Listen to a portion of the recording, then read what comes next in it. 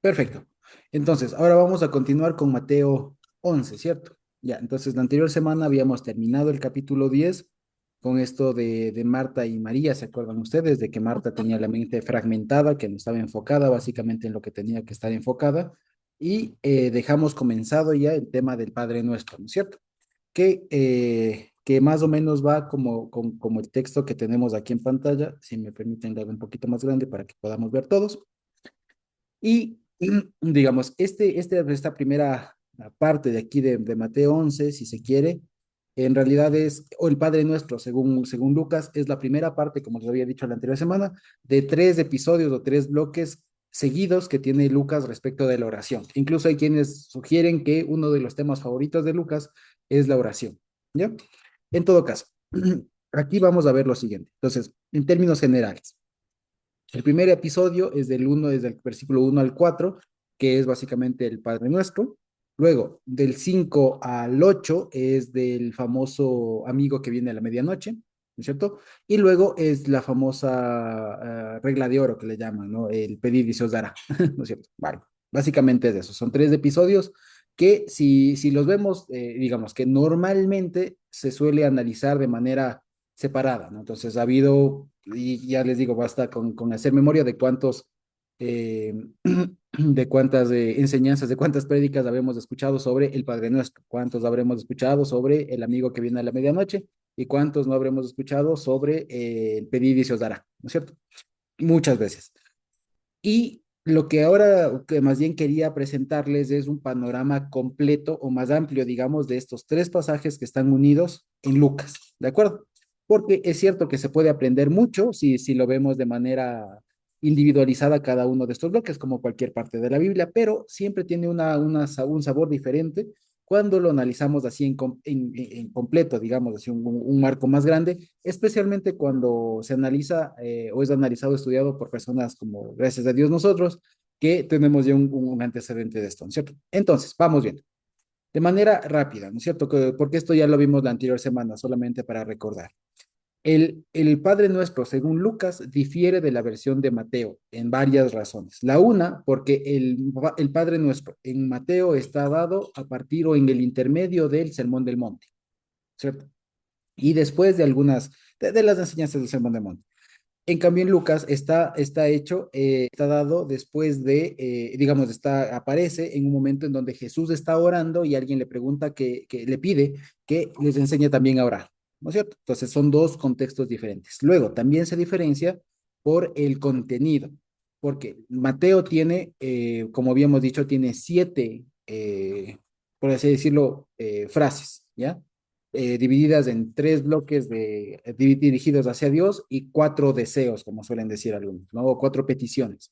A diferencia de Lucas, que tiene solo cinco, tiene dos peticiones o dos deseos hacia Dios y tres peticiones.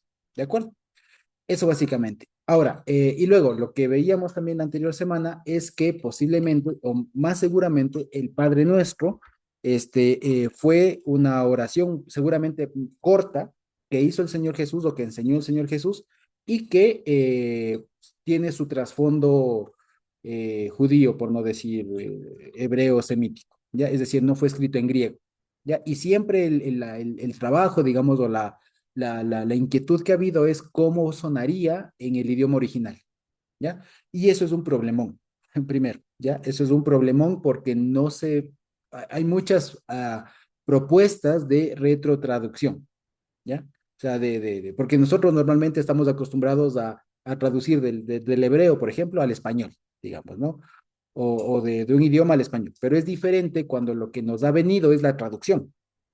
Entonces siempre va a haber la duda de cómo decía en el original, ¿no es cierto? Entonces eso es lo que aquí se complica mucho, ¿ya? Especialmente por el versículo 3.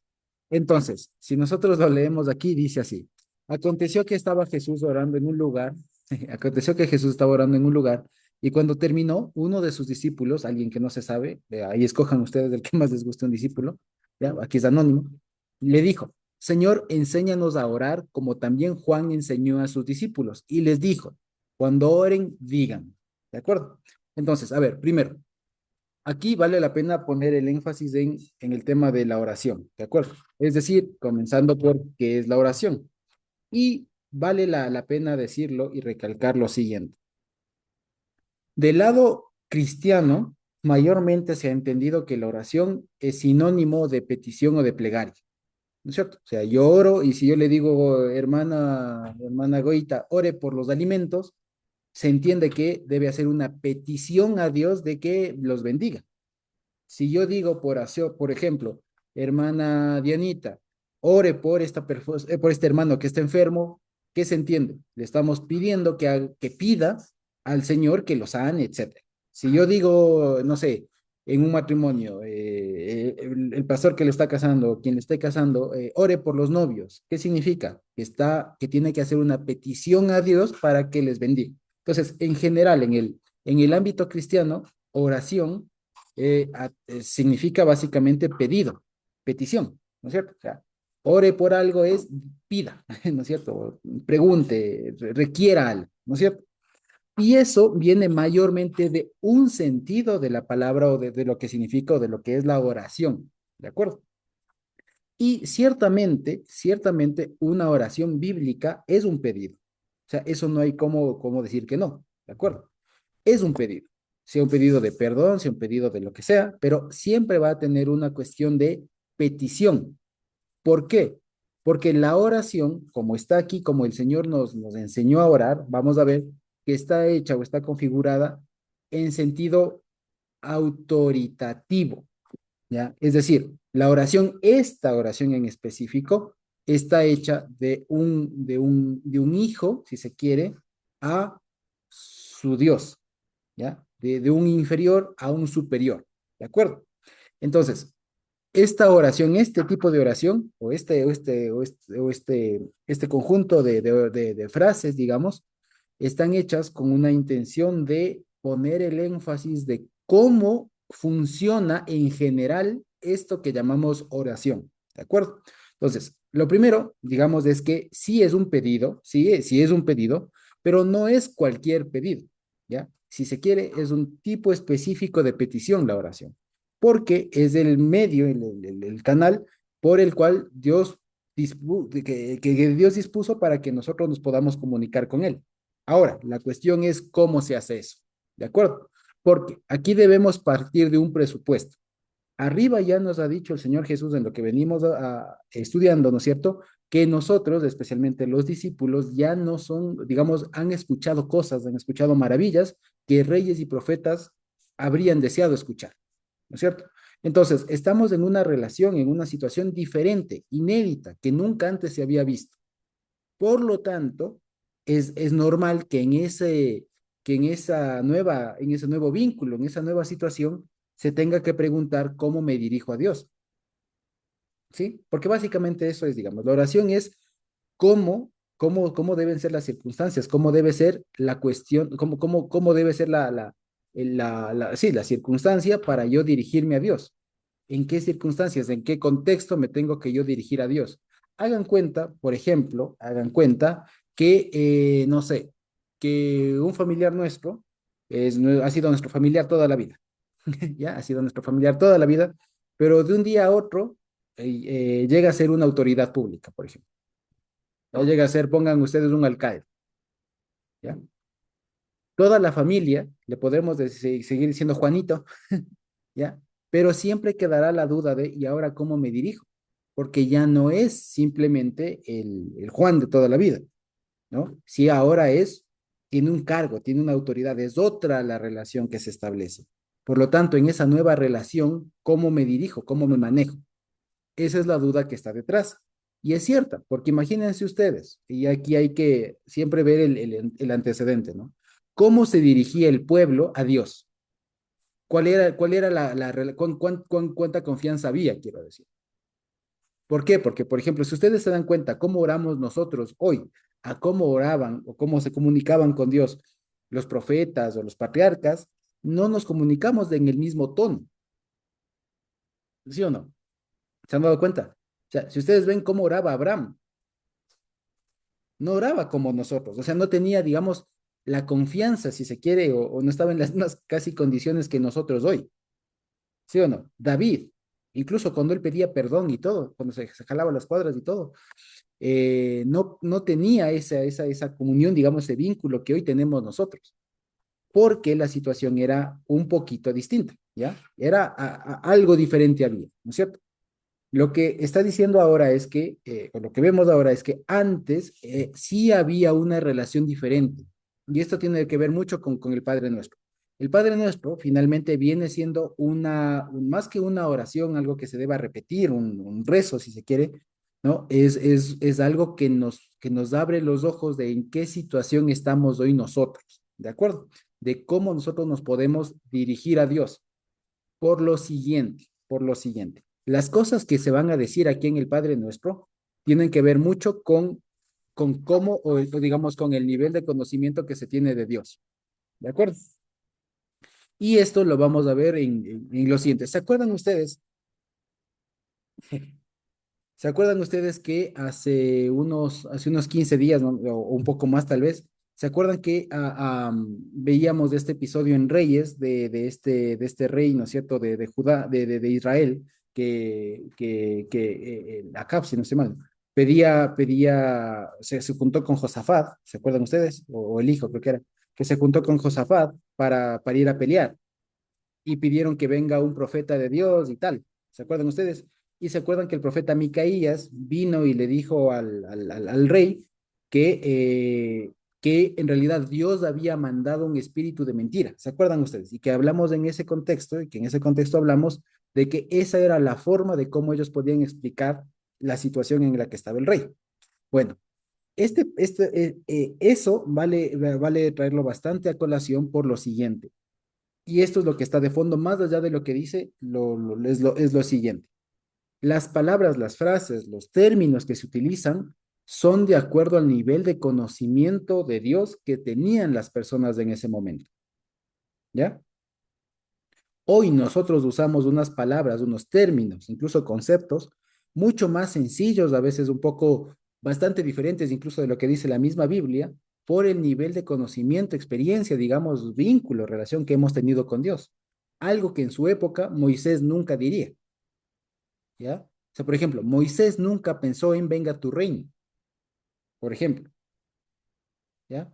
O sea, nunca pensó en los términos que hoy nosotros lo decimos. Ciertamente pensó en que venga el reino de Dios, pero no lo dijo así, es lo que quiero decir, ¿ya? Y por eso es que no hay que hacernos lío con los términos y no hay que preguntarnos qué significa santificado sea tu nombre, qué significa venga. No, no hay que preguntarnos de eso, o sea, no hay que buscar en un diccionario los significados de las palabras, ¿ya? Eso no.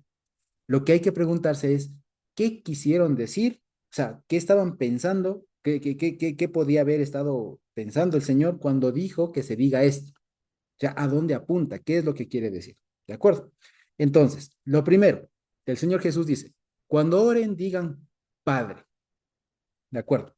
Entonces, primero, acuérdense también que aquí, por ejemplo, Lucas no dice Padre nuestro, solamente dice Padre. El que dice Padre nuestro es Mateo, ¿sí? El que dice Padre nuestro es Mateo, Lucas solamente tiene Padre, ¿ya?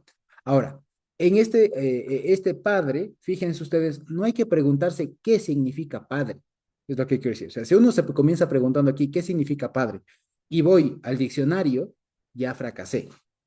¿Ya? ¿Por qué? Porque aquí el Señor Jesús nos está invitando a que conozcamos el significado de las palabras, sino algo más complejo que eso, algo más profundo que eso. Y ustedes se acordarán que hace unas semanas también vimos lo que teológicamente hablando, digamos, o bíblicamente hablando, quiere decir Padre y que hace referencia al origen, ¿se acuerdan ustedes? A la fuente, al origen, de dónde, al origen de todo, ¿cierto? A Dios si se quiere, pero en su faceta de origen, de fuente, ¿de acuerdo? Entonces, y de origen, digamos que además da identidad a todo lo demás de lo que, lo que permite identificar a todo lo que, a todo aquello que de él emana, ¿de acuerdo? Eso básicamente. Entonces, cuando dice padre, no está diciendo finalmente para que nosotros digamos papito, no, papá, ya sabe, no, mi papá. No, no está hablando en términos de padre e hijo. No, está hablando en el término, está hablando en términos de que ahora las personas que van a comenzar a pronunciar estas palabras están en un nivel de conocimiento más profundo de Dios al punto de poder reconocerle a Dios como el origen de todo y que al momento de uno dirigirse a Dios como Padre, está reconociendo que Él es la fuente de todo, y que además nosotros nos identificamos con Él, porque de una manera u otra digamos, tenemos alguna identidad con Él, ¿sí? Eso básicamente es cuando dice Padre. Entonces, no estemos pensando en papá como en mi papá, mi papito o alguna cosa así, ¿no? No, no es así. De hecho, por ejemplo, para que veamos, en inglés es un poco más visible esto, porque la forma en cómo le traducen, no utilizan aquí, sino la palabra father, por ejemplo, ¿no? Father, que ustedes saben, father es padre. No utilizan la palabra dad, por ejemplo, que también es papá, pero es un poco más cariñoso, ¿no? No, aquí no utilizan papá, ya utilizan padre. ¿De acuerdo? Entonces, una cosa es que digan papá, si se quiere, y otra cosa es que digan padre, ¿ya? Entonces, eso básicamente. Luego, cuando dice, santificado sea tu nombre, esto y la siguiente, de venga tu reino, se suelen decir que son como deseos que la persona eleva hacia Dios, ¿no? Deseos, que sea santificado tu nombre y que venga tu reino, como anhelos de la persona dirigidos hacia Dios. En realidad, si bien se puede entender así de primera manera, es algo mucho más concreto, ¿ya? El santificado sea tu nombre, se ha entendido de muchas maneras. Hay de hecho quienes han escrito libros, y vale la pena decirlo, se han escrito libros solo sobre el Padre Nuestro. Pero la idea no es complicarnos tanto la vida, ¿no? Y el asunto es simplemente decir que es santificado, digamos que todo el Padre Nuestro puede entenderse de dos maneras, de hecho. Uno, como una petición diaria, cotidiana, o sea, algo que nos pasa todo el día, ya que cada día nosotros anhelamos que el nombre de Dios sea santificado, que cada día nosotros anhelamos que venga el reino, que cada día nosotros anhelamos tener el pan diario, que nos perdonen nuestros pecados y que no nos metan en tentación, ¿cierto? O sea, como una petición diaria. Pero también hay otra forma de entenderlo como una petición, como suelen decir los estudiosos, escatológica. Es decir, que estamos no solamente anunciando cosas de hoy, sino que además estamos nosotros, que nuestro pronunciamiento, está fundamentado en un deseo de aquello que tiene que ser en el fin de los tiempos. Por ejemplo, cuando realmente Dios venga y santifique su nombre. Que esto, por ejemplo, hace referencia a lo que está escrito en Ezequiel 36, del 22 al 28. Ustedes lo pueden leer en su casa. Van a darse cuenta que esa es una profecía que habla de que en aquel momento, cuando Israel se arrepienta de todos sus pecados y Dios los limpie de todo, entonces se santificará el nombre de Dios. Y Dios santificará su nombre. ¿Ya? Y eso tiene que ver justamente cuando el Señor haga distinguido, o sea, se distinga de todas las cosas, haga notable su nombre, si se quiere, ¿ya? Su fama, etcétera, ¿ya? Entonces, más allá de decir hoy, que hoy en esta situación, que este minuto, en esta hora, se santifique, se distinga tu nombre, contiene una evocación a aquello que todos los cristianos anhelamos de que finalmente, al final de los tiempos, Dios venga y realmente haga notar su nombre, ¿ya? Es decir, venga y ya establezca el juicio, básicamente. Que tiene que ver mucho con lo siguiente, del venga tu reino, ¿ya? Si bien hoy, por ejemplo, podemos tener, y es un anhelo de todos nosotros, ¿no es cierto? Que incluso cuando terminamos alguna oración decimos de que por favor tú vengas pronto y en nuestros días, solemos decir, ¿no es cierto? Es una frase que hemos aprendido. Entonces, está en nuestra mente de cristianos el decir, el anhelar que Dios venga pronto. Pero si lo vemos de esta frase de una manera más contundente, más profunda, lo que estamos diciendo, lo que un cristiano debería anhelar, es que realmente se establezca el gobierno de Dios en la tierra, lo cual, como ya lo podemos ver, tiene que ver con algo del futuro, con algo del final de los tiempos, cuando finalmente Dios venga y establezca su reino. De tal manera que tanto el santificado sea tu nombre como el venga tu reino apuntan a anhelos cristianos de que realmente este mundo corrupto se acabe. Este mundo corrupto, corruptible y perecedero se acabe y venga realmente el propio. Entonces, fíjense que solo desde ahí la oración ya parte de una base diferente. Es decir, el cristiano no ora solamente con la vista aquí en esta tierra. El cristiano debe orar con la perspectiva de cómo serán las cosas. Sí lo vemos, de cómo serán las cosas al final. ¿Ya? Es decir, el cristiano no, la oración, la petición incluso del cristiano no está limitada a las circunstancias actuales, sino su límite, si se quiere, su alcance es hasta el final de los tiempos. O sea, a las condiciones que estaremos en el final de los tiempos. No sé si me explico, ¿ya? Es decir, cuando uno ora, ¿por qué, por ejemplo, uno pide por sanidad? Por ejemplo, si nos ponemos a pensar así, ¿por qué si algún hermano o alguna hermana está enfermo, nosotros podemos pedir porque ese hermano o esa hermana se cure, así sea una enfermedad terminal? ¿Por qué? Nos hemos puesto a preguntar eso.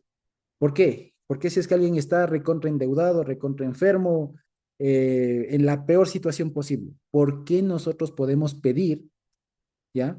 Aparte de la confianza, el vínculo que Dios nos ha dado, ¿por qué nosotros podemos pedir que esa persona se sane, restaure su vida, lo que sea? ¿Por qué? Bueno, por esto. Es porque nosotros no nos limitamos a la realidad. Lo que el Señor nos ha enseñado es que las circunstancias actuales son eso, circunstancias propias de este mundo, pero que no nos limitan, porque nuestra perspectiva, nuestra realidad está allá, cuando el nombre de Dios sea santificado y cuando venga el reino. ¿Se me explicó? Ese es el fundamento de la oración, si ustedes se dan cuenta. Y si un cristiano no lo tiene claro, evidentemente va a fracasar en su oración. O sea, dicho de otra manera, el fundamento, o sea, el requisito, digamos, para que un cristiano ore bien es que esté bien consciente de a dónde va, ¿ya? Esté bien consciente de que este mundo es pasajero y que lo real, lo propio, lo eterno es cuando el Señor venga. Y que en esa proyección, digamos, es que uno ora. Entonces, uno ora por sanidad, no solamente porque el hermano tenga una mejor calidad de vida o porque está muy gastado, etcétera, no solo por eso. Uno ora porque uno se proyecta, si se quiere inconscientemente, ¿no? Uno se proyecta a las condiciones en las que ese hermano o todos estaremos cuando el Señor venga. Ese es el fundamento, sí lo vemos. Entonces, fíjense que a la final, lo que el Señor está diciendo acá es cambie de chip. Cuando ustedes oren, no se sientan limitados por su circunstancia actual. Siempre partan de la base de que ustedes tienen un vínculo, tienen si ustedes quieren, hasta cierto tipo de derecho, entendido bien la palabra derecho, ¿no? Tienen un debido proceso en ese sentido, de poder proyectarse y ampararse en lo que serán las condiciones últimas cuando el Señor venga. Ese es el asunto. Entonces, en ese amparo, en esa proyección, es que nosotros oramos. Por eso es que nosotros podemos orar que alguien se sane milagrosamente, que alguien encuentre un trabajo, que alguien supere una pérdida, etcétera. No solo porque eso mejoraría la calidad de vida, no, sino porque porque esa sería la condición óptima que eventualmente va a alcanzar cuando el Señor venga. Y porque estamos en condiciones de verlo, a diferencia de las demás personas del mundo que no lo ven, no lo ven. Las demás personas anhelan que se sanen, que se curen, que tengan comida, que paguen las deudas, porque eso les permite vivir mejor. Pero ninguna de las personas que caen en desgracia y tal, y no conocen al Señor, piden por su mejora, por eso, ¿no? Por el simple hecho de estar mejor. No, nosotros pedimos y nos atrevemos, digamos así, a pedir con toda confianza al Señor que sean sanos, que sean cubiertas las deudas, las faltas, etcétera, porque eso es el estado al que Dios nos quiere llevar al final de todo. ¿Sí lo vemos? Entonces, lo que en el fondo está hablando de la oración es un cambio de perspectiva que debe tener el cristiano. Entonces, más allá de decir, Padre nuestro santificado sea tu nombre, venga a nosotros tu reino, así repetir como disco, ¿no? Como grabador a repetir, el asunto nos está poniendo las bases de la oración, las bases. Entonces, más allá de que nos sepamos todos de memoria, ¿no? El Padre Nuestro, no es como en alguna parte del cristianismo, especialmente el lado católico, ¿no? Se enseñó que esa es la oración y fuera de eso no hay. No, en realidad lo que el Señor Jesús está poniendo son los fundamentos para que sobre digamos, fundamentos, pero que no son ejes temáticos, ¿no? Que hay que abordar, porque también entre paréntesis, A veces se suele decir de la oración del Padre Nuestro que son como los temas, ¿no? Que debe abarcar toda oración. Y no, no es eso. Son los fundamentos, son los, como decir, los cimientos sobre los que se ora, sobre los que se construye la oración. Entonces, uno puede sacar temas y todo, pero no es ese el asunto. No es que Dios nos dice, no es que el Señor Jesús está diciendo, cada vez que ustedes oren, oren por este tema, este asunto y este asunto. No, lo que está diciendo es cuando ustedes oren, deben partir ustedes de que su mente haya comprendido estas cosas. Si ustedes no comprendieron estas cosas, no pueden comunicarse de una manera fluida con Dios. ¿Ya? Es más o menos como que si esto, digamos, esto fuera el propedéutico. ¿Ya? ¿Ustedes se acuerdan que antes para entrar a algunas carreras había que pasar por el propedéutico en las universidades? ¿Ya? Entonces resulta que este Padre Nuestro es como el propedéutico. Si uno no aprendió lo del propedéutico, no puede pasar a la carrera. ¿Ya? Eso. Entonces el Padre Nuestro es eso. ¿Ya? Entonces las dos primeras partes, o en Mateo, lo que apunta hacia Dios tiene que ver con la base, digamos, mental que debe tener todo cristiano para comenzar a orar. O sea, no puede un cristiano comenzar a orar o pretender comunicarse con Dios de una manera adecuada sin que haya cambiado en su mente estas cosas. ¿Sí? Eso básicamente. Luego, especialmente como dice Lucas, ¿ya? Dice, nuestro pan, y aquí hay una palabra bien complicada de traducir. En griego dice así tal cual, y he preferido ponerle así en griego. Lo voy a hacer un poquito más grande, ¿ya? Dice, nuestro pan, epiousios, dice así, dánoslo cada día. ¿Ya? Después dice, perdona nuestros pecados, porque también nosotros perdonamos a todos nuestros deudores y no nos metas en tentación. Ahora, sobre el pan de cada día, ¿ya? Este adjetivo de aquí ha sido súper mega, recontra, hiper que comentado, ¿ya? Y en realidad, a la conclusión a la que se llega es que no se sabe el significado. Entonces, de esta parte que nosotros hemos traducido como el pan, como es el pan nuestro de cada día, dánoslo hoy. ¿Ya? Que, digamos, es una de las traducciones posibles, pero no es en realidad no se sabe si realmente eso significa. ¿Por qué? Porque esta palabra de aquí aparece solamente aquí en el Nuevo Testamento. No hay como contrastarla, digamos, ¿ya? Y hay muchas formas de estudiar esta palabra, ¿ya? Porque epi es una cosa y este ousios puede ser el derivado de muchas palabras en griego, de muchas raíces. Entonces, hay básicamente tres, ¿ya? Hay básicamente tres. Unos que sí significa, como lo tenemos traducido la mayoría de nosotros, el pan nuestro de cada día, como decir, el pan diario, ¿no? El pan diario, lo cual haría referencia al sustento diario, que no nos muramos de hambre, ¿ya? Que puede ser. Luego, otra opción es que haga referencia, por ejemplo, por este tema del danoslo cada día, que haga referencia al maná, por ejemplo. El pan cotidiano, en ese sentido, el pan cotidiano, dánoslo cada día. Y luego hay otros que sugieren que más bien sea el pan eterno, ¿ya? Como el pan del futuro, el pan del mañana. ¿Ya? Y esto, como les decía, puede entenderse como el pan del futuro, el pan último, ¿ya? Es decir, aquel alimento que nos serviremos cuando igualmente venga el Señor.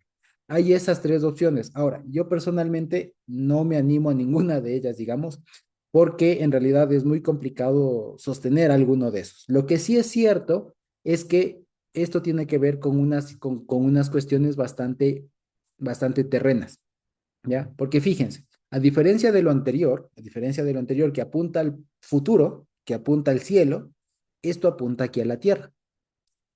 ¿Sí lo vemos? ¿Por qué? El tema del pan, el tema de perdonar pecados y el tema de no meternos en tentación son cosas que se afronta en esta realidad, no en el venidero. Porque en el venidero, o sea, en el cielo, ya no vamos a tener necesidad de pan, ni de que nos perdonen nuestros pecados, ni de tener ocasión de caer. Entonces, son situaciones que se refieren aquí a la tierra. Entonces, dicho de otra manera, lo primero tiene que ver con a dónde nosotros apuntamos y lo otro sí nos vuelve los pies a la tierra, de alguna manera. Entonces, si por alguno en todo caso me inclinaría yo, es sí más o menos como el que está, como nos han traducido toda la vida. el pan nuestro de cada día, el pan diario, el pan cotidiano, si se quiere, ¿ya? ¿Eso qué quiere decir? Que evidentemente hace referencia, como les decía, y tiene un contexto muy bonito con algún proverbio incluso, que cuando uno, digamos, especialmente hay muchas traducciones en hebreo ya del Padre Nuestro, pero hay una que, que se hace de esta frase y en hebreo dice más o menos así, Et lechem hukenu, ¿cómo es que dice? Et lechem hukenu, dice, el pan de nuestro hok, dice, el pan de nuestra disposición diaria sería, ¿ya? Nuestro pan diario. Entonces, lo que está haciendo referencia en últimas, parecería, y es muy plausible, es que no se esté proyectando tanto al futuro, sino a una necesidad más cotidiana.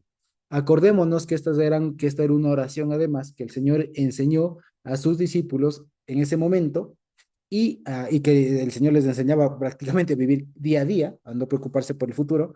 Y por otro lado, también es una oración que, que se está ahorita difundiendo entre los cristianos de origen gentil, de tal manera que viene bien a los hermanos cristianos gentiles de esa época que aprendan también a tener una dependencia diaria de Dios, especialmente con el tema de la comida, ¿ya? Eso básicamente, y lo que nos enseña es que reconocer que dependemos de Dios. Entonces, digamos, porque esto a la final, si se quiere, digamos, esto de la comida, de perdonar los pecados y de meterse en tentación, tendría que ver con tres necesidades, digamos, como básicas del ser humano. La una, no morirse de hambre, la otra, la necesidad de perdón y la otra, la necesidad de andar bien. ¿Ya? Entonces, la primera, digamos, es eso, no nos dejes morir de hambre, básicamente. O sea, tú susténtanos, por favor, lo cual implica que uno está reconociendo que Él es el que nos sostiene.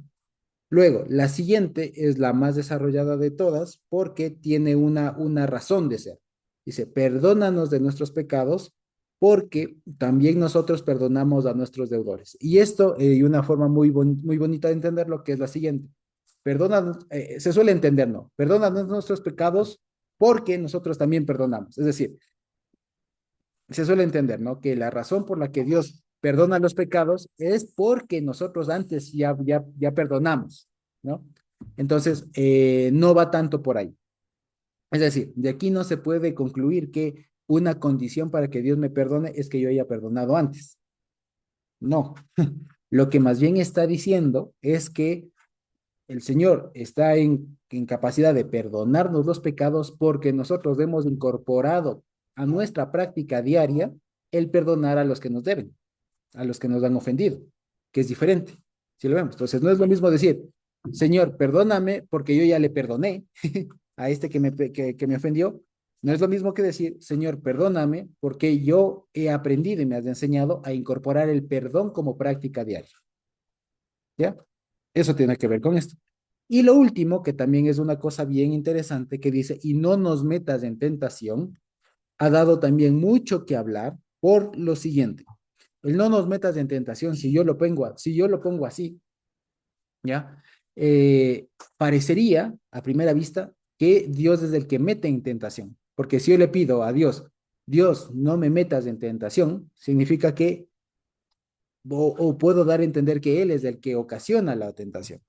¿Ya? Y a partir de esto ha habido igual muchos estudios, muchas explicaciones de un montón de cosas, pero lo que se debe entender es lo siguiente, que esto, y básicamente es algo muy interesante también, el fraseo que tiene el Padre Nuestro está fundamentado, está usando también mucho del lenguaje antiguo, mucho del lenguaje del Antiguo Testamento. ¿Por qué? Porque es cierto que el Señor no puede tentar a nadie, eso ya lo dijo, eso ya lo dice Santiago, pero ojo que Santiago, lo que nosotros podemos ver en Santiago que dice, Dios no tienta a nadie, ¿cómo es que dice? Dios no puede, de Dios no proviene el mal y Dios no puede tentar a nadie. No, Dios no puede ser tentado y Dios no tienta a nadie. Ya, eso aún no estaba escrito cuando se estaba escribiendo este libro de Lucas. ¿Ya? Eso no estaba escrito. Lo de Santiago fue escrito unos cuantos años después. Entonces, ¿qué está pasando aquí? Está utilizando un lenguaje del Antiguo Testamento en el cual se decía así, pero se entendía lo que hoy entendemos con el lenguaje de Santiago. Es decir, cuando aquí incluso dice, no nos metas en tentación, no está suponiendo que Dios es el que mete en tentación, ¿ya? No, de hecho no, sino que lo que se está tratando de decir es, no permitas que caigamos en tentación, ¿ya? ¿Por qué? Porque incluso la tentación, vale la pena decirlo así de manera bastante breve, incluso de manera bastante breve, la tentación no es algo malo, ¿ya? La tentación no es algo malo, en términos generales, hay tentaciones y tentaciones, pero quiero decir, la palabra tentación, pirasmos en griego, tiene que ver con un proceso de refinamiento, ¿ya? De refinamiento. Y en algunos contextos sí tiene que ver con un sentido de prueba, en el sentido de malilla, ¿no? De malicia, de hacerle que la persona caiga. Ahora, ¿cuál es el asunto? Que cuando se dice no nos metas en tentación, resulta que esto hay que entenderlo bastante en el contexto. ¿Por qué? Porque, por ejemplo, al buen cristiano, Dios siempre le va a refinar. Es más, el mismo Señor Jesús, después de haber sido bautizado, acuérdense ustedes que qué pasó. El Espíritu le impulsó al desierto y era tentado por Satanás. Entonces, incluso con el Señor Jesús se ve que, ni bien bautizado, el siguiente paso después de eso fue un proceso de refinamiento. De tal manera que cuando aquí estamos orando, no nos metas en tentación, va en contra incluso del proceso cristiano de crecimiento, porque el proceso cristiano de crecimiento está hecho para estar en constante o permanente refinamiento, ¿ya? En constante testeo, si se quiere. Como decir testeo, pero en el sentido de prueba de calidad, ¿no? O sea, es como que ya uno es un producto hecho y entonces viene la prueba de calidad. Es como ¿cómo se llama esto? En las fábricas, ¿no? Hagan cuenta una fábrica de zapatos. Entonces salen todo un lote de zapatos y se escoge uno al azar y a ese se le dobla, se le forza un poco y dice, y si aguanta, sí, si está bien y como ese aguantó, se sabe que todo el lote está bueno. Ya, en ese sentido tiento a Dios. Dicho sea de paso, esto de que, usted no sé si ustedes han escuchado esto de que dicen, ¿no? Si usted ora por paciencia, Dios no le va a enseñar lo que es paciencia, sino más bien le va a dar la oportunidad le va a meter en un entorno en el que usted va a desarrollar la paciencia. Eso no funciona así, eso en realidad está mal, ¿ya? El Señor en realidad siempre enseña lo que es y después toma la prueba. Dios no es loco. ¿Cómo le voy a meter a una persona? Dios no mete a una persona inepta a probarle sobre algo que no ha aprendido, ¿ya? O sea, no, no, ¿ya? Otra cosa es que nos enseñe las herramientas mínimas suficientes y después con eso tenemos que ir forjándolas y reforzándolas a lo largo de la vida. Pero eso es otra cosa, ¿ya? Entonces, lo que nosotros debemos saber es que esta frase de no nos metas en tentación tiene que ver con el sentido que hoy lo diríamos diferente. Hoy diríamos como, Señor, no permitas que caigamos o que no superemos la prueba, si se quiere. ¿Ya? Eso básicamente. O que en caso de que realmente seamos tentados, que no nos equivoquemos. Pero lo que sí debemos saber es que más bien la vida cristiana está llena de refinamientos, está llena de momentos en donde nos refinamos, en donde sufrimos, podemos, ¿qué les digo? Pasar un poco de necesidad, de angustia, lo que sea, pero es en torno a nuestro refinamiento, a nuestro bienestar, digamos, ¿ya? Es eso. Acuérdense ustedes de lo que hacíamos en la escuela, en el colegio, por ejemplo, en la universidad, cuando nos tomaban un examen final, por ejemplo. Y en el examen final, ¿qué se hacía? No era un momento bonito. Nunca nadie fue a un examen y dijo, sí, qué chévere, voy a dar el examen de trigonometría. No, nadie dijo, ay, qué bueno, voy a dar el examen de cálculo. No, física, qué bonito, voy a dar el examen de termodinámica. No, siempre es un momento estresante, pero el asunto es que si no se pasa por eso, luego no se puede saber si es que aprendió o no. Y más bien, la prueba sirve para determinar si es que se aprendió o no se aprendió. Entonces, lo que nosotros podemos pedir al Señor no es que no nos meta en tentación, sino que no nos permita salir no victoriosos de aquello. Que esa es la idea que está detrás de esto, solamente que esté expresado en un lenguaje antiguo, ¿ya? Porque así era la forma en cómo se entendía en el Antiguo Testamento el actuar de Dios. Acuérdense, y por eso les hacía recordar lo que veíamos en Reyes, porque así por eso es que dice que Dios endureció el corazón de Faraón. Y claro, eso no hay cómo decir que no. Ahí dice que Dios endureció el corazón de Faraón. El asunto es que esa era la forma lingüística, cómo en esa época las personas podían decir que el corazón del faraón era duro y que Dios tenía un pleito con eso, tenía un problema con esa dureza del corazón, ¿ya? Pero era la forma en cómo se podía explicar en ese momento, cómo el lenguaje les daba para explicar eso. Hoy nosotros lo diríamos de diferente manera. Diríamos, el corazón del faraón estaba tan duro, ¿ya? Que Dios tuvo que ser más duro, ¿ya? Eso lo diríamos hoy. Pero en esa época no había todo este fraseo, ya no había toda esta riqueza lingüística, digamos, para explicar de mejor manera. No lo había, ¿de acuerdo? Entonces, eso es lo que debemos de entender. Por eso les decía, especialmente en este tipo de textos bíblicos, no hay que enfocarnos en qué significa la palabra, qué significa endurecer. Bueno, voy al diccionario. No, más allá de eso, hay que ver qué quisieron decir las personas que escribieron en su momento eso.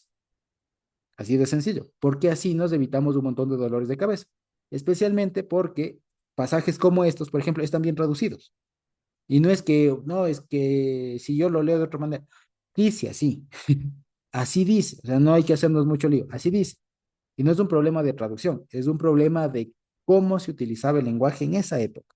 Y en esa época decían así lo que hoy nosotros decimos de otra manera. Y se entendía exactamente lo mismo. ¿De acuerdo? Entonces, para hacer un pequeño resumen, el Padre Nuestro entonces no es otra cosa sino los fundamentos sobre los cuales la oración de un cristiano se funda, digamos, o los requisitos que un cristiano debe haber comprendido para que entonces se pueda dirigir a Dios de una manera más fluida, ¿ya? Eso básicamente. Y entonces, aquí a partir de esto, el Señor pone dos ejemplos, ¿ya? Que son un poco extraños, son un poco complejos si se quiere, pero a la final dan en la intención de la oración. Y fíjense ustedes, dice así, ¿quién de ustedes que tenga un amigo va a él a medianoche y le dice, amigo, préstame 3 panes porque un amigo mío ha venido a mí de viaje y no tengo qué ponerle delante? Y aquel respondiendo desde adentro le dice, no me molestes, la puerta ya está cerrada y mis hijos están conmigo en cama, no puedo levantarme y dártelos. Les digo que aunque no se levante a dárselos por ser su amigo, sin embargo, por su impertinencia, se levantará y le dará todo lo que necesite. Ahora, como les decía, si nosotros nos acordamos de todas las veces que hemos estudiado este pasaje, seguramente lo que hemos aprendido es del valor de la insistencia, el valor de la persistencia, el valor de estar ahí, insiste, insiste, insiste, insiste. Y lo que se ha solido concluir es que a veces Dios no es que no quiere dar, sino que no le he pedido lo suficiente, ¿no? Y no va por ahí. Si lo vemos en conjunto con lo del Padre Nuestro, aquí vemos que este pasaje sirve para saber la buena intención, digamos, de Dios. Fíjense ustedes, ¿cuál es el ejemplo? El ejemplo es de un amigo, de alguien que tiene un vínculo, una cierta confianza con alguien, pero que viene a deshora y además es impertinente, ¿ya? De hecho, la palabra aquí literalmente es desvergonzado. O sea, es alguien que no tiene vergüenza. Y por eso es que el ejemplo sirve mucho. ¿Quién de ustedes, y les pregunto, ¿no? Igual, ¿quién de ustedes, si es que alguien les viene de una visita imprevista, a la medianoche, se va a esa medianoche a golpearle la puerta a un amigo y decirle, oye, dame un poquito de comida porque es que no tengo que dar? La pregunta es, evidentemente eso es incómodo, ¿no es cierto? Claro, ¿quién de ustedes no se molestaría si es que a la medianoche viene alguien y les molesta y les dice, oye, tienes un poco de comida porque tengo una visita y no tengo nada que compartir? Entonces, el escenario es de alguien impertinente, es de alguien impertinente, es decir, de alguien que no sabe pedir bien. Si lo vemos, ese es el contexto. El contexto entonces, el contexto entonces es una persona que no sabe pedir bien. Y ante esa persona que no sabe pedir bien, el resultado es que el amigo le termina dando. ¿Ya? Dejémoslo hasta ahí. Ese es el resumen, si se quiere, de esta frase. Hay una persona impertinente, ¿ya? Que hace una petición a deshora, o sea, mal, Sin embargo, recibe lo que pide. ¿De acuerdo? Luego, la siguiente dice, fíjense, y yo les digo, pidan y se les dará, busquen y hallen, llamen y se les abre, porque todo aquel que pide recibe y el que busca halla y el que llama se le abre. ¿Qué padre de ustedes si su hijo le pide pan y le dará una piedra? O si pescado y en su lugar de pescado le dará una serpiente, o si le pide un huevo le dará un escorpión. Pues si ustedes siendo malos saben dar buenas dádivas a sus hijos, cuánto más su Padre Celestial dará el Espíritu Santo a los que se lo pidan. Entonces, fíjense, aquí está el asunto. Y aquí el Señor Jesús plantea dos supuestos. Una, de los que piden mal, ¿ya? O sea, de los que les falta refinarse en el momento y en la forma de pedir, y hay otros, y lo que nos enseña entonces, pues, es a pedir bien, ¿ya? Lo que quiere decir es básicamente lo siguiente, el proceso de oración es eso, es un proceso, y las personas no nacemos sabiendo orar y dirigirnos bien al Señor.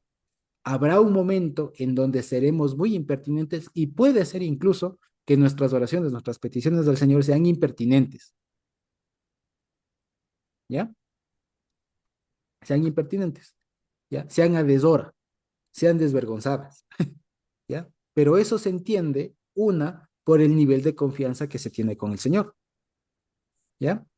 Y lo que nos dice ahí en ese caso es, aún si nuestras peticiones fueran impertinentes, fueran desvergonzadas, sepan que el Señor les va a dar lo que necesite, no lo que usted pida necesariamente, ¿ya? Porque aquí de lo primero que se extrae es que él pidió tres panes, ¿no? Tres rodajas de pan, como decía. Y lo que termina diciendo es, no es que le dio las tres rodajas de pan, no, le dio lo que necesitaba. Se puede entender que tal vez le dio más, le dio menos, no lo sé. Pero el asunto es que, primero, es una petición impertinente, o sea, es una petición mal hecha. Así, en pocas palabras, es una petición mal hecha, ¿ya? Y, sin embargo, esta persona, a pesar de su desvergüenza, ¿no es cierto?, de un pedido impertinente, termina recibiendo no lo que pidió, sino lo que necesitaba, ¿ya? Y esto, pero esto, ojo, que esto es en un determinado contexto. Esto se vale, digamos, para aquellas personas, para aquellos hermanos que están aprendiendo a, ¿ya? Esto no se vale para algunas personas como nosotros, por ejemplo, que ya tenemos algunos años, algún tiempo de cristianos, no se valdría que hoy nosotros sigamos pidiendo mal. O sea, 10 15 años de cristianos y seguir pidiendo mal, ¿no? Ahí es cuando Santiago justamente se levantaría y diría, oigan, es que ustedes piden y no reciben porque piden mal. ¿Ya? Entonces, pedir mal en todo caso se vale, ¿ya? En alguna manera se vale, pero cuando uno está aprendiendo. De ahí que lo siguiente que dice el Señor Jesús acá es, pidan y se les dará, entiéndase, pidan bien, ¿ya? Busquen y hallarán, llamen y se les abrirá, ¿ya? Porque todo el que pide recibe y tal, ¿ya? Y la reflexión que les hace es, ¿qué padre de ustedes si su hijo le pide pan le dará una piedra? ¿Eso qué quiere decir? Dios sabe lo que ustedes necesitan. Dios no es loco, ¿ya? Dios no es que le piden, no sé, le piden pan y les va a dar todo lo contrario, ¿no? No funciona así. Pero esto, fíjense ustedes, no significa, y esto como les digo, no es que, no, esto de aquí no es que significa que, entonces todo lo que yo le pida a Dios, Dios me tiene que dar. No, lo que está diciendo es que Dios sabe de qué necesitan por una razón. Es como por ejemplo, es como por ejemplo lo siguiente, ¿ya? Es como, por ejemplo, cuando alguien pide, me invento, pongamos un ejemplo, cuando alguien pide tener un carro, por ejemplo, ya, toda la vida han andado en bus, en buseta, toda la vida han andado a pie, ¿no? Y de pronto algún momento dice, Señor, dame un carro, ya, dame un carro y quiero, qué sé yo, y comienza a pedir, me invento, comienza a pedir un carro del año, un carro grande, no sé, 4x4 una cosa así enorme y tal, y yo quiero ese carro, Señor, y tal. Dios, ¿qué le diría? ¿Ya? Y supongamos que este hermano ora y dice, y Señor, te pido porque aquí dice que el que pide recibe, y yo te estoy pidiendo y tienes que darme. ¿Ya? Dios no funciona así. Dios no funciona por ¿cómo se dice? ¿Cómo se dice? Por la rabieta que hacen los hijos. No se mueve por eso. Dios lo que va a decir es, esta persona necesita transporte. Sí, que esta persona necesita transporte. Y bien puede ser, por ejemplo, la mejor forma de suplir esa necesidad de transporte puede ser también a través de un pichirilo, qué sé yo, ¿ya? Entonces, no es que el Señor suple lo que el capricho, Dios suple la necesidad, que es diferente.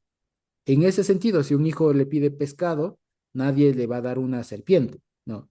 Es decir, Dios no da, digamos, cosas extrañas, pero Dios da lo que se necesita, ¿ya? Dios cubre las necesidades, no los caprichos. Eso hay que tenerlo bien claro. Ya, entonces, si yo necesito un carro, he de ver un carro que realmente necesite, ¿ya? No el carro que mi capricho quiera. Eso es diferente, ¿de acuerdo? Entonces, eso básicamente. Y también una cosa interesante, esto del piden y se les dará y demás, aparece también en Mateo 7 7 al 11. Y al final lo interesante que aquí con Lucas es que cambia un poco los ejemplos, ¿no?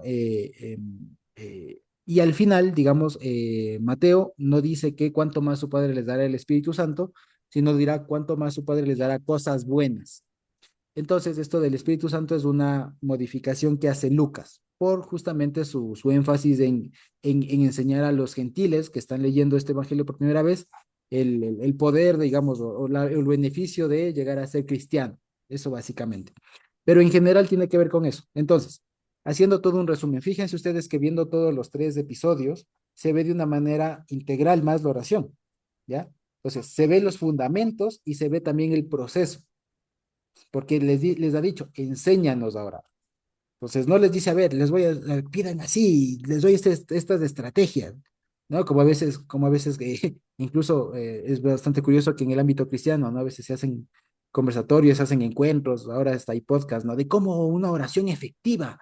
Entonces le dan un momento de, que, no, aquí lo que el Señor da son herramientas mínimas, herramientas iniciales, básicas, de cómo debe funcionar la oración. Por un lado, nos dice los fundamentos, primero conceptuales, si se quiere, que un cristiano debe tener para poder acercarse a Dios de mejor manera.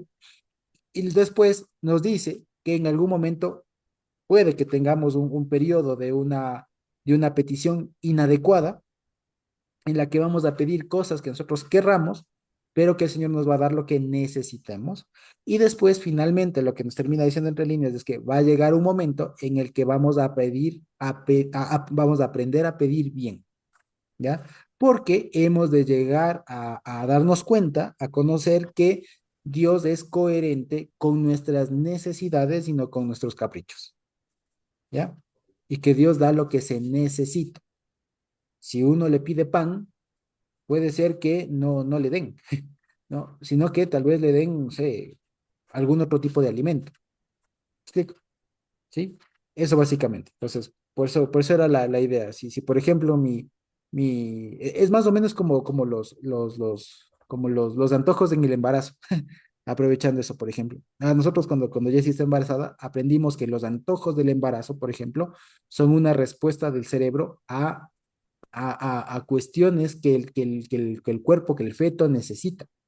Entonces, por ejemplo, el caso más común es típico caso de las mujeres que a veces comienzan a comer tierra, que, por ejemplo comienzan a raspar las paredes o a comer tierra y tienen ganas de tierra, tienen antojo de tierra.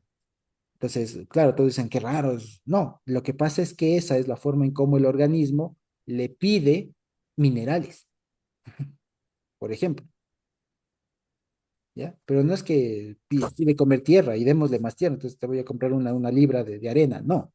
No, lo que está pidiendo el cuerpo es minerales. Entonces, por ejemplo, si un médico ve y dice y ve que una mujer embarazada, tiene ese tipo de antojos, por ejemplo, lo que va a hacer es terminar recetándole vitaminas o alguna otra cosa. Y con eso se acaban los antojos, o al menos ese antojo. Igual si tiene ganas de, qué sé yo, de carne roja, puede ser alguna falta de hierro, qué sé yo, por el estilo, ¿ya? Entonces, de esa manera funciona aquí. Cuando un hijo, y eso de pronto los papás lo sabemos más, todavía yo no tanto porque no hablas, me he pedido algo todavía, pero en general los padres saben que cuando un hijo pide algo, pide no necesariamente desde su necesidad, a veces pide desde su capricho, desde su ilusión, y los papás no estamos en la condición de suplir todos los caprichos, sino de suplir las necesidades, ¿sí? Y eso todos los padres lo han aprendido. El hijo siempre va a pedir algo, siempre va a pedir algo, todos lo hemos hecho. Hemos pedido algo y nuestro papá posiblemente no nos haya dado lo que pedimos, pero sí habrá cubierto nuestra necesidad. Tal vez no me compró los zapatos de marca, pero lo que sí vio es que necesitábamos zapatos y nos compró zapatos. Entonces no cumplió nuestro capricho, pero cubrió nuestra necesidad, que es diferente, ¿ya? Y lo mismo nosotros, siempre hay que estar, por eso ya cristianos más maduros, lo que tenemos que hacer es no pedir en base a los caprichos, sino en función de las necesidades. Y es bueno que un buen cristiano identifique bien sus necesidades. ¿Qué realmente necesito? ¿Necesito realmente un carro último modelo, alguna cosa así? ¿O estaría bien con uno más, más somero, digamos? Ya, ¿necesito realmente la mega pantalla de 80 pulgadas? La televisión de 80 pulgadas. ¿O, o está bien con algo menos? O acaso si necesito mismo eso? ¿Ya? O sea, por ejemplo, ahora que en el mundo está de moda las suscripciones a plataformas y todo, ¿no? ¿Realmente necesito tener suscripciones a tantas plataformas? ¿O puedo prescindir de una o de todas? ¿Qué sé yo? ¿Ya? Es lo mismo. ¿O realmente necesito el último celular que salió de tal marca? ¿O me conviene con, o me basta con uno que tenga lo suficiente para, que cueste una cuarta parte de lo que cueste el que yo quisiera? ¿Me explico?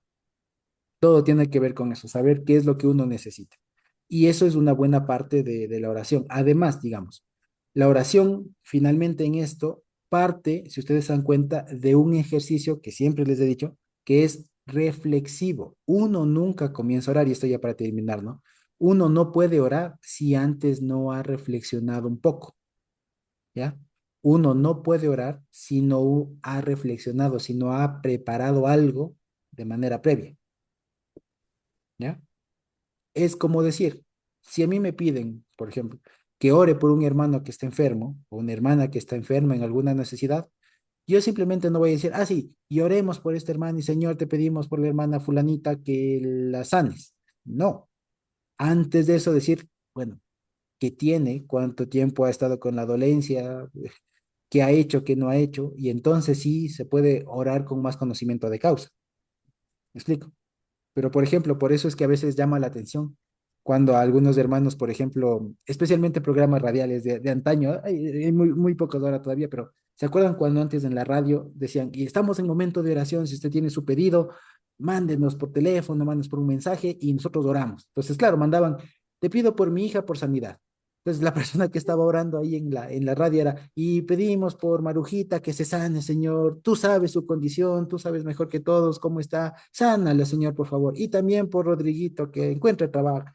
¿Me explico? O sea, por ejemplo, ese tipo de oraciones parecería que son muy bien intencionadas, pero tal vez no son tan efectivas, porque lo que hace falta es que se tenga un poco más de trabajo previo, ¿ya?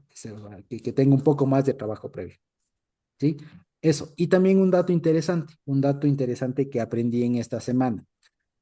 Ustedes saben que cuando uno hace alguna actividad en el cerebro, se activa un área u otra, ¿no es cierto? O sea, cuando uno escribe, se activa, o cuando uno habla, por ejemplo, se activa la parte del cerebro que controla el habla.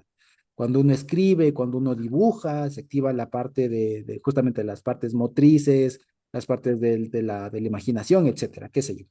Y así, bueno, resulta que a algunas personas, algunos neurólogos y demás han estudiado qué partes del cerebro se activan cuando uno ora. Fíjense ustedes. Y lo interesante es que se activan mayormente las partes del cerebro, soy malo para los nombres, el lóbulo occipital, no sé qué, se activan varias partes del cerebro, pero especialmente aquellas que tienen que ver con la reflexión, con el autoconocimiento, con la empatía, por ejemplo. Se activan muchas áreas del cerebro que invitan al autoconocimiento, a la reflexión. Y eso es bien interesante, eso es bien interesante porque a la larga, como les digo, y como habíamos visto en alguna otra ocasión, la oración no es de otra forma, sino, no es, no es sino una especie de reflexión, en donde, de una evaluación, si uno quiere, ¿ya? En donde uno se sienta, se detiene por un momento y evalúa su entorno y según eso puede pedir o puede elevar, si se quiere, eso al Señor. Sea una enfermedad, sea petición de perdón, sea petición de justicia, de reivindicación, de sanidad, agradecimiento, alabanza, lo que sea, pero siempre parte de un ejercicio de reflexión, de saber qué está pasando, de conocimiento.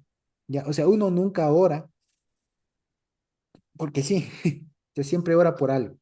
Y lo único que siempre les he querido comentar también es que cuando oremos, siempre debemos, o sea, estemos conscientes de que necesita ser un ejercicio bien reflexivo, ¿ya? Bien reflexivo. Es decir, puede ser que ya tengamos oraciones modelos, como por ejemplo cuando vamos a comer, ¿ya? Pero más allá de que sea corta la oración, tiene que partir de una toma de conciencia, que o sea, si yo voy a decir, gracias Señor por los alimentos, amén, incluso si hago como solemos decir, ¿no? La oración del hambriento, ¿no? Gracias Señor, amén. Incluso si yo dijera eso, eso parte de la base de que yo he reconocido, de que yo reconozco que el Señor es quien me provee de mis alimentos, por ejemplo. Entonces, en la medida en la que yo oro con esa toma de conciencia y yo he reflexionado antes ya al respecto, tiene mayor peso, digamos, ¿ya? Mayor peso. Pero hasta que una persona o todos, digamos, alcancemos esa forma de reflexión, no importa, ¿ya? No es que si es que no llego a ese momento de así, de reflexión y de conocimiento, Dios no me escucha, no, porque incluso Dios escucha las peticiones impertinentes porque Dios sabe lo que necesitamos, ¿ya? Eso básicamente. Entonces, eso es lo que les quería comentar respecto al tema de la oración y que lo podamos ver, digamos, de una manera más integral estas tres partes, ¿no? Y que lo veamos como un proceso. E incluso, si de pronto todavía nos cuesta alguna cosa, sepamos que va a tomar un tiempo hasta que lo perfeccionemos, ¿ya? Pero como les digo, todo parte del Padre Nuestro, es decir, de un momento de reflexión que tengamos todos sobre las cosas que hay que saber previo a dirigirnos al Señor. Y que en ese dirigirnos al Señor podemos pedir mal. Y eso, por el momento, no implica que Dios no nos vaya a escuchar. ¿Ya? Dios nos va a escuchar, seguramente pediremos mal, pero nos dará no lo que pedimos, sino lo que necesitamos. Y ya con el tiempo se va aprendiendo a pedir bien, a pedir, a buscar o a llamar, ¿no? Básicamente. Eso en general, ¿sí? Y lo que finalmente termina diciendo Lucas acá es que para el cristiano, finalmente, el mayor don, digamos, la mayor cosa que podamos pedir, el mayor elemento que uno puede pedir es finalmente el Espíritu Santo, ¿no? Es decir, la mente de Cristo y todo lo demás que nosotros ya sabemos. En fin, eso. Entonces, no sé si hasta ahí tenemos alguna pregunta, algún comentario respecto de estos tres pasajes que hemos visto por ahora. Ya la siguiente semana hemos de ver este tema del Belcebú y del espíritu que regresa y todo lo demás. ¿Sí? Pero no sé si hasta ahí tenemos alguna pregunta. Yo sí, hermano Josué, Ana, dile. pues sí, mm, para mí fue algo raro escuchar de que se puede pedir, hay hermanos pues que piden sobre que Señor, dame un carro, que dame plata. Pues yo lo considero algo absurdo. Pero también les digo que una vez fui hacia un templo y pedían justamente plata, agradecían porque ellos habían pedido dinero y el Señor les había proporcionado. Pues eso no va conmigo, hermano Josué. No, en Yo eso efecto, no, eso está mal. sí, En sí, efecto, yo ahí justamente. lo veo mal, mal. Claro, no, y eso justamente, por eso decía, justo por eso decía, lastimosamente a veces estos pasajes se utilizan mal para eso, porque dicen, claro, como el énfasis es en que pida y que esté, insiste, insiste, insiste, entonces el asunto es que se insista lo suficiente para que Dios le dé. Y claro, muchos hermanos a veces desdibujan esto y terminan pidiendo sus caprichos, entonces piden horrores y creen que Dios les tiene que dar porque han pedido mucho y no es así. Entonces, lo que No, estamos viendo, no, pero nada. vale que sepamos, es una realidad. O sea, no nos asustemos si en algún momento conocemos de alguien que esté pidiendo así. Lastimosamente puede venir incluso de este texto. pero sepamos que Sí, este sí. texto no dice eso. Eso es lo que quería decir. Ya, sí, hermano, yo sí lo escuché, lo viví escuchando, agradecían al Dios por el trabajo, por el dinero que les habían dado, por el negocio que les iba bien. Entonces yo digo, no, pues mi Dios no da lo material lo buscamos nosotros. Dios da lo espiritual, ayuda en la salud, sí, a los enfermos, pero ya pedir estas cosas ya es inaudito, es inaudito. Yo En lo efecto, veo muy feo, muy feo. Y eso así, ya no es oración, sí. Al menos de ah, un cristiano, de una persona que se sienta protegida por el Señor. en efecto, así es. Sí, justamente, Gracias. gracias, hermano. En efecto, justamente por eso nosotros, por ejemplo, no pedimos de esa manera, pero sí vale la pena que estemos conscientes de gente que pide así. Y hay hermanos que lastimosamente aprenden a eso, ¿no? Que lo importante es que se pide y que se insiste y no sé qué y no sé cuánto. Y no, Dios no insiste o sea, Dios no, quiero decir, a ver, Dios no es un mal padre, por así decirlo, ¿no? Dios no es un mal papá. ¿Cuál es un mal papá, por ejemplo? Ustedes han visto, ahora hay muchos malos papás, ¿no? Que, por ejemplo, que como el niño hizo rabieta y se botó al suelo y se revuelca, entonces ya le compro lo que quiere para que no se revuelque. No. Dios no es un mal papá.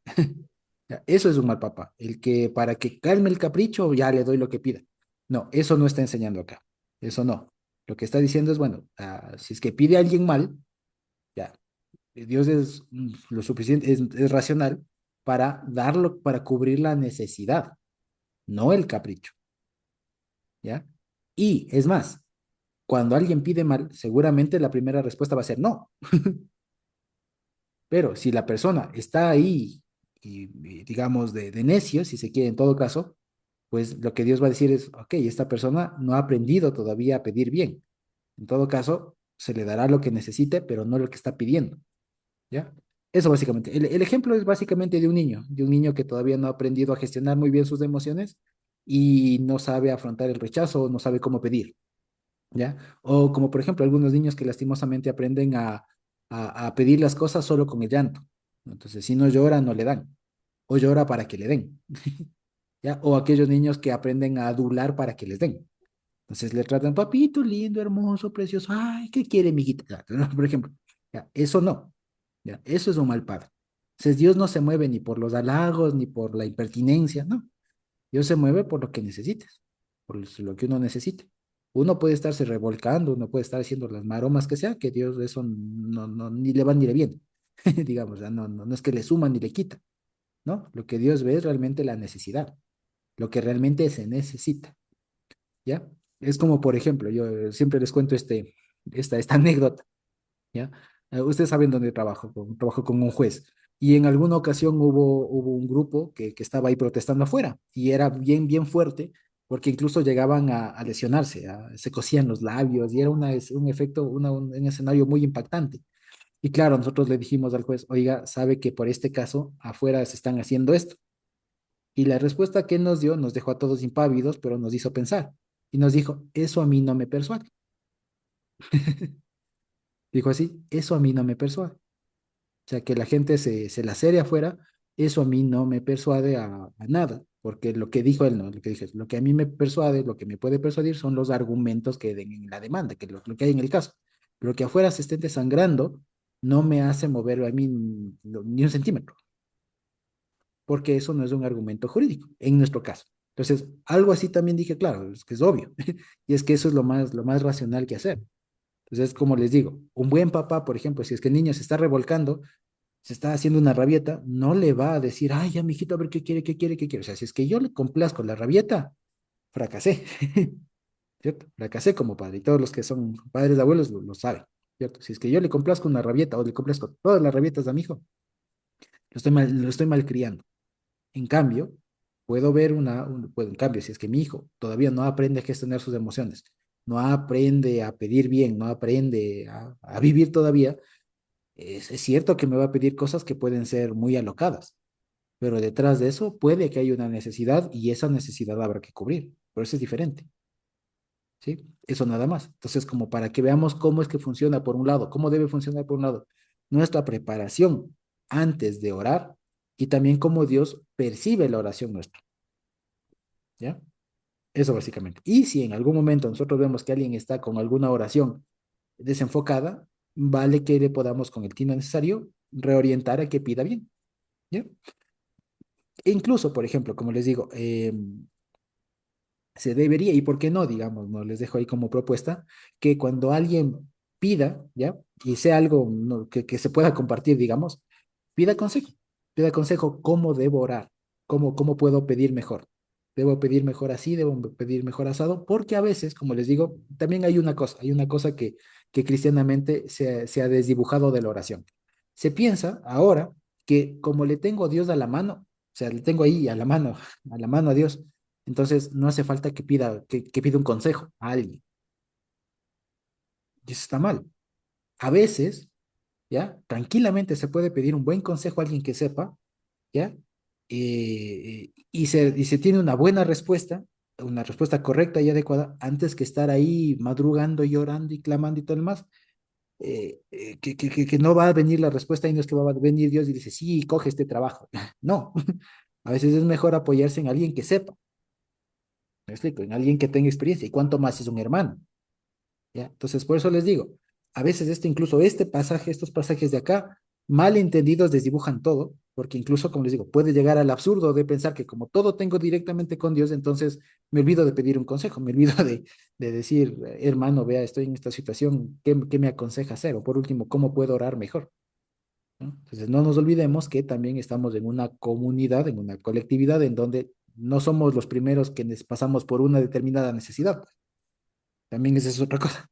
No somos los primeros que estamos endeudados, no somos los primeros que nos enfermamos, no somos los primeros que, no sé, que tenemos un problema. O sea, siempre habrá alguien que también habrá tenido una situación semejante a quien podamos pedir ayuda, un consejo, alguna cosa.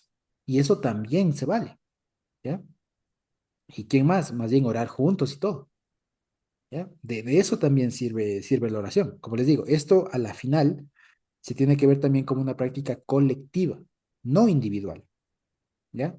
Cuando el Señor Jesús en su momento va a decir, y tú cuando ores, cierra y todo lo demás, va a ser en contraste a aquellos que lo hacían de manera pública y para llamar la atención. Pero esto, a la larga, fíjense ustedes, es una práctica colectiva, es una práctica colectiva. La oración muy poco se solía hacer, digamos, individual, uno solito ahí, así, Señor, que no me escuches, solo... No, muy poco. En realidad, la oración tendía a ser un poco también en algún campo era una práctica colectiva. Es decir, que todos sabían la necesidad que había que poner ante el Señor. Eso también sirve. Como cuando alguien se enferma y decimos, hermanos, como dice la misma el mismo Nuevo Testamento, ¿no? Cuando alguien se enferme, convoquen a los ancianos y oren. Entonces, es una práctica colectiva. No es de uno solito, ¿ya? Eso también, como para que veamos que la Biblia no manda a un hito así, Dios y yo así. No, habrá casos que sí, pero habrá otros y más bien la idea es que la oración sea también una práctica más bien colectiva, en donde se enriquezcan todos. Porque si no, ¿cómo va a aprender el nuevo a orar? ¿Me explico? También aprende con el ejemplo y todo. Y es cómo oramos entre todos, cómo se ora, cómo se dirige uno a Dios. ¿Sí? Eso básicamente. No sé si tenemos alguna otra pregunta. Y gracias, hermano Di.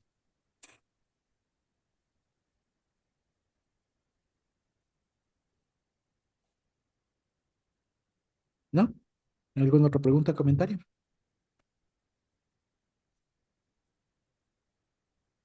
¿No? Bueno, y si no, creo que eso ha sido lo que el Señor ha permitido preparar para hoy y que nos pueda servir de mucho. ¿Sí? Creo que podemos terminar con la grabación. Dios bendito.